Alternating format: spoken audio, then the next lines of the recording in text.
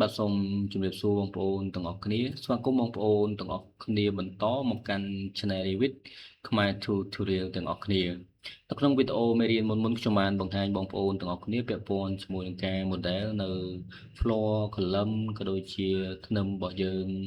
ផងដែរអញ្ចឹងនៅក្នុងវីដេអូមេរៀននេះខ្ញុំនឹងបង្ហាញបងប្អូនទាំងអស់គ្នាពាក់ព័ន្ធជាមួយនឹងការ model នៅវ៉លរបស់យើងតែម្ដងថាជញ្ជាំងភាសាខ្មែរហៅថាជញ្ជាំងអញ្ចឹងដើម្បី model នៅជញ្ជាំងបានបងប្អូនទៅចូលទៅកាន់ floor plan ណាមួយដែលបងប្អូនចង់ model មកអញ្ចឹងខ្ញុំចូលទៅកាន់ ground floor បន្តមកទៀតឃើញកន្លែងនេះបងប្អូនឃើញអត់ឃើញនេះlink របស់យើងនេះវានៅក្រោមអញ្ចឹងវានៅ control layer របស់យើងវានៅ background អញ្ចឹងយើងចុចយក foreground វិញមកពេញជាងរបស់យើងវា load មកលើឃើញទេអញ្ចឹងដើម្បី model នៅជញ្ជាំងបានបងប្អូនចូលទៅកាន់ពាក្យថា architect បន្តមកទៀតបងប្អូនមើលកន្លែងនេះមានពាក្យថា wall វាមាន wall structure ហើយនិង wall architecture អញ្ចឹងយើងគូសយក wall architecture មកហើយនៅកន្លែងនេះ default របស់វាមានប្រភេទ wall ជាច្រើនបងប្អូនអញ្ចឹងខ្ញុំគូ wall នេះមួយ wall នេះមួយ wall នេះមួយខ្ញុំចូលទៅកាន់ 3D វិញឃើញថា wall របស់យើងវាចេញពណ៌ខ្មៅហើយអត់ស្អាតទេអត់ដូចអ្វីដែលយើងចង់បានទោះបីយើងដូរកន្លែងនេះទៅជាសាត់ទៅជាhidden line វាចេញពណ៌សយើងប៉ុន្តែសាត់វាអត់ចេញពណ៌សហើយវាចេញពណ៌ខ្មៅអញ្ចឹងជាទូទៅ model វាច្រើនយើងយក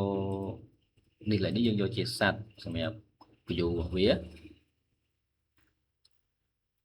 អញ្ចឹងវាអត់ចេញពណ៌សអញ្ចឹងមូលហេតុអីបានយើងចង់បើសិនជាយើងចង់បានវាពណ៌ទៅជាពណ៌សឬមួយក៏ពណ៌អីផ្សេងបងប្អូនទៅធ្វើម៉េចនេះតើតងជាមួយនឹង material ហើយនឹងការបញ្ចូលនៅ visibility ដែរអញ្ចឹងនៅក្នុងមេរៀននេះខ្ញុំនឹងបង្ហាញបងប្អូនតើតងជាមួយនឹងការដាក់ material ឲ្យជញ្ជាំងរបស់យើងអញ្ចឹងដើម្បីនេះជញ្ជាំងបានបងប្អូនចូលទៅកាន់ floor plan វិញនេះឲ្យបងប្អូនមើលកន្លែងនេះប្រភេទ basic wall 200អញ្ចឹងខ្ញុំ edit ថៃកន្លែងនេះខ្ញុំអាចថា rename វាមកក៏បានដែរហើយខ្ញុំដាក់ឈ្មោះឲ្យវាថ្មីខ្ញុំដាក់brick wall អីមកក៏បានដែរ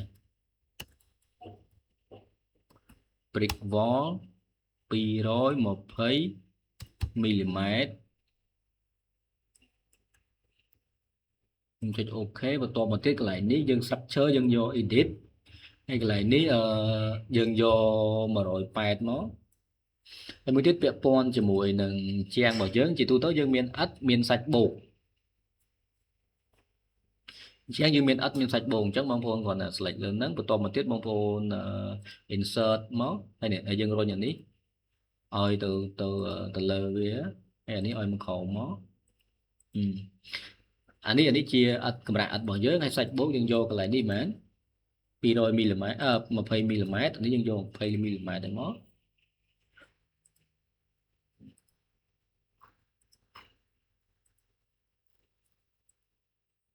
អញ្ចឹងមកយើងវានៅតែអត់ទាន់បានយើងយកកន្លែងនេះយើងយកជា medium បើយើងយក fine វាអត់ឲ្យទេយើងយកmedium ឬក៏ fine បើយើងយក curve វាអត់ឲ្យយើងទេអញ្ចឹងយើងយកត្រឹម medium មកក៏បានដែរនេះកម្រាស់នេះខ្ញុំបង្កើតមិញខ្ញុំ DI បន្តមកទៀតខ្ញុំចាប់ dimension ឲ្យវាមក200អូខេខ្ញុំ DI ឡើងវិញ tab អញ្ចឹង180នៅកន្លែងណា180នៅកន្លែងទីតាំងមួយនេះ180នេះ180នេះ20ជុំវិញនេះដូចខ្ញុំបញ្ជាក់អញ្ចឹងនៅក្នុងវីដេអូមួយរៀនរបស់ខ្ញុំមិនមានការលាក់បាំងនៅtechniqueផ្សេងទៅកាន់បងប្អូនទាំងអស់គ្នាទេដើម្បីបងប្អូនទាំងអស់គ្នាងាយស្រួលយល់ងាយស្រួលចាប់បាននៅក្នុងវីដេអូរបស់ខ្ញុំអញ្ចឹងខ្ញុំយក180អានេះ180នេះជាឥដ្ឋអានេះជាសាច់បូករបស់យើងអូខេយល់ កន្លែងនេះសង្ឃឹមថាបងប្អូនទាំងអស់គ្នាយល់ហើយមួយទៀតទាក់ទងជាមួយនឹង material ពេលដែលបងប្អូនចូល CD ឃើញថាអញ្ចាំងរបស់យើងកន្លែងនេះវាខុសគេដោយសារយើងបានមាន material មួយចំនួនដាក់ឲ្យវាហើយអញ្ចឹងខ្ញុំ edit មកទៀតខ្ញុំ edit ថែបន្តមកទៀតខ្ញុំទៅដាក់ material ឲ្យវាកន្លែងនេះខ្ញុំយកជាប្រភេទbrick ខ្ញុំ create new material ខ្ញុំដាក់ឈ្មោះឲ្យវាមកដាក់ brick wall CK brick 20អីចេះដល់ចេះ brick wall មក200 មីលីម៉ែត្រអូខេបន្តមកទៀតខ្ញុំដូរកន្លែងនេះដាក់ពណ៌អីក៏បានដែរខ្ញុំដាក់ពណ៌អញ្ចេះមកកន្លែងនេះកន្លែង surface pattern ខ្ញុំអត់យកទេឬមួយក៏ខ្ញុំដាក់វាជាប្រភេទឥដ្ឋរបស់យើងមកក៏បាននេះ brick slider ឬមួយក៏នេះមកក៏បានដែរខ្ញុំយកប្រភេទនេះបន្តមកទៀតខ្ញុំ select យកពណ៌យ៉ាងចេះតិចមកក៏បានបងប្អូនយកពណ៌អីក៏បានដែរនេះខ្ញុំបង្ហាញបងប្អូនទាំងអស់គ្នាទេហើយ cut pattern ខ្ញុំយក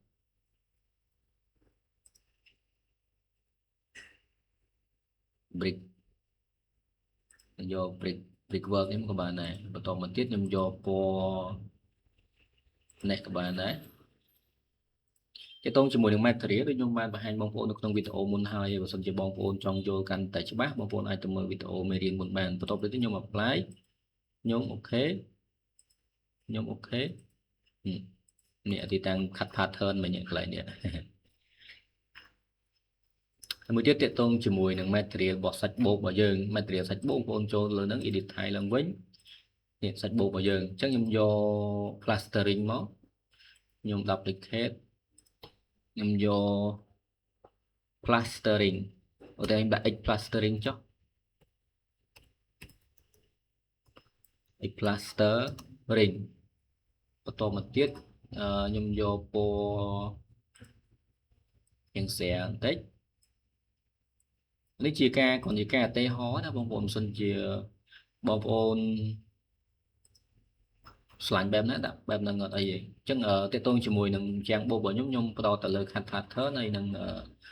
color ពីខាងក្រៅនេះទេអញ្ចឹងខ្ញុំយក cut pattern របស់ខ្ញុំយកពណ៌ solid អូខេខ្ញុំដាក់ពណ៌ណាក៏បានដែរបងប្អូនយើងយកពណ៌ណាក៏បានដែរខ្ញុំយកពណ៌ណាឲ្យវាសមតិចមកអូខេឬមួយក៏យើងយកពណ៌នេះក៏បានដែរតែជាការបង្ហាញសម្រាប់បងប្អូនឆ្លាញ់ពពអីបងប្អូនដាក់ពណ៌ហ្នឹងមក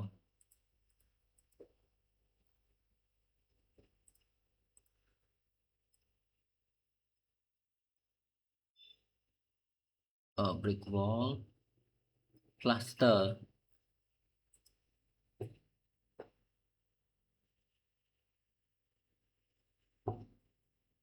អូមកខ្ញុំដាក់ឈ្មោះវា x plaster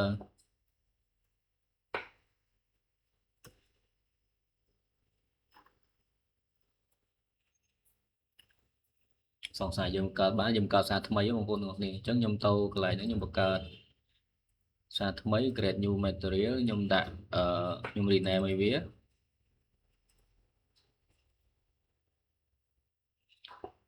x plastering x plaster បន្តមកទៀតកន្លែងនេះខ្ញុំដូរយកពណ៌យ៉ាងអូខេចេះមកយើង share តិចមកបងប្អូនយកពណ៌អីក៏បានដែរអត់ជាបញ្ហានេះគ្រាន់តែជា sample ពីខ្ញុំទៅវិញ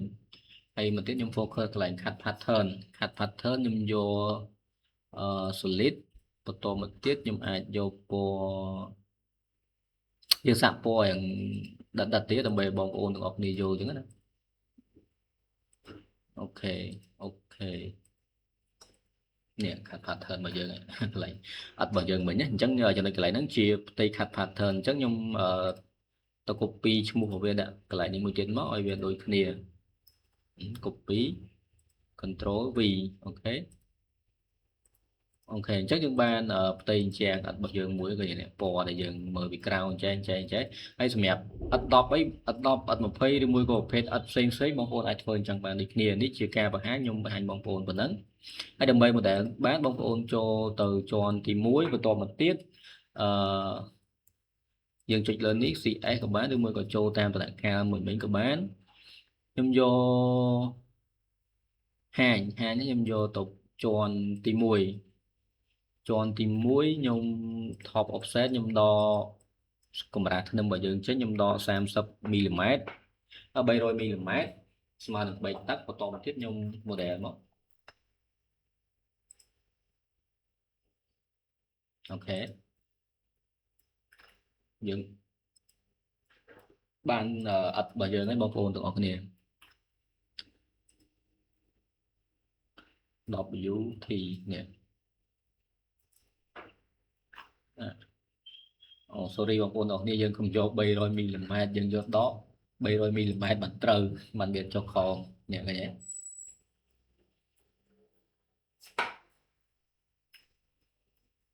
chứ nhưng do đó 300 mm mó nhung xì é nhung model mùi mà lấy dương lúc cho sân của ba này làm bày mọi việc dương mừng suy đi vào giờ khởi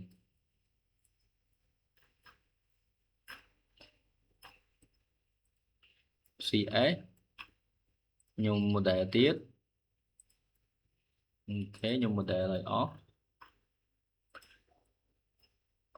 thế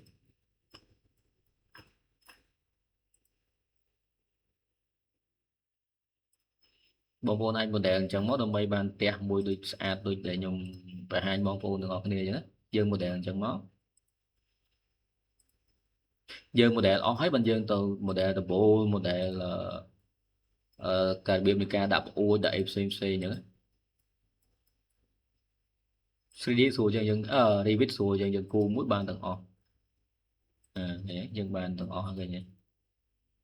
លែងមានអីជាបញ្ហាហើយកន្លែងនេះវាជាអញ្ចាំងឥត10ទេប៉ុន្តែខ្ញុំដាក់ឥត20ទៅសិនអូខេខ្ញុំដាក់ឥត20ទៅសិនខ្ញុំដាក់ឥត20ទៅសិនសម្រាប់បងប្អូនបង្កើតអញ្ចាំងឥត10ហើយបងប្អូនapply ឥត10មកណាចឹងយើងនឹងបាននេះអញ្ចាំងរបស់យើងហ្នឹងដើម្បីកុំឲ្យថាបងប្អូនពិបាកយើងអាចខ្ញុំបង្កើតប្រភេទអញ្ចាំងឥត10មួយទៀតហ្មងខ្ញុំចុចលើនេះខ្ញុំ duplicate បន្ទាប់មកទៀតខ្ញុំយក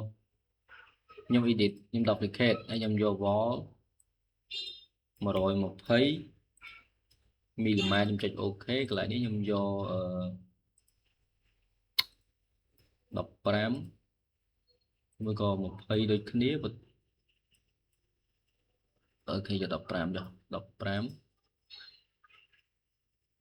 15កន្លែងនេះ90វាឡើង120ឬមួយក៏យកនេះអូខេយកតាមនឹងសិនចុះយើងជាក់ស្ដែងយើងយកទៅតាមការងារជាក់ស្ដែងអញ្ចឹងណា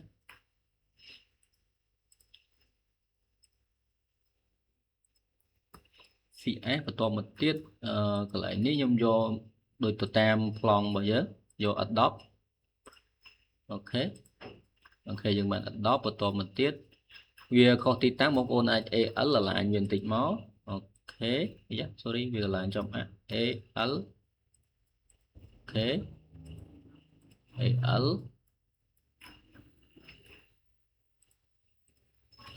AL បន្តមកទៀតខ្ញុំ select លើ wall ខ្ញុំប្រើ command CS